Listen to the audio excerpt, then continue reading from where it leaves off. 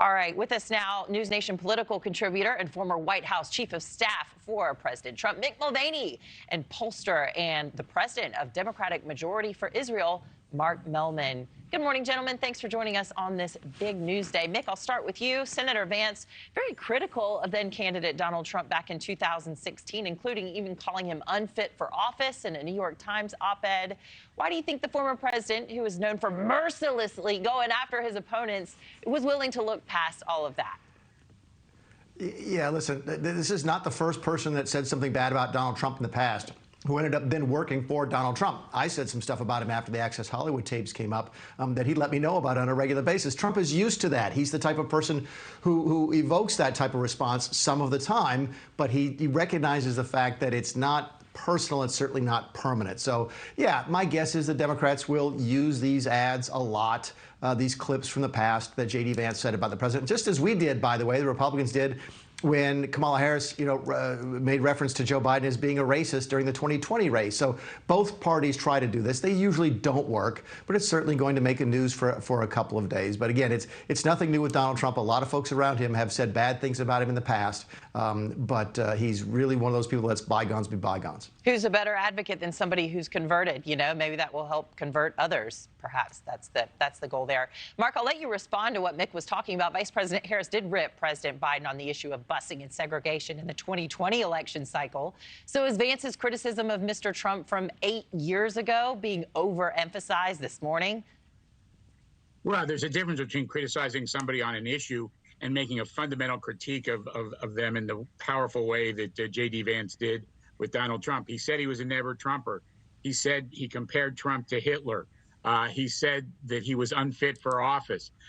Kamala Harris never made comments like that about President Biden. But look, this gives us some insight into J.D. Vance's character. He is an extremist. There's no question about it.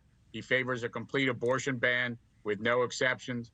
That's just one example of his extremism. But also, he's a careerist. He's a regular Paul who has no principles. The reality is he said he was a never-Trumper. He compared Trump to Hitler, and now he's willing to subsume all his concerns and blame it on the media. And the truth is, if it's the media's fault, if he was taken in by the media, that tells us something about his weakness as well. I believe his stance, and correct me if I'm wrong, producers, but that it should be left up to the states, abortion, similar to the president. Mick, you can chime in as well here.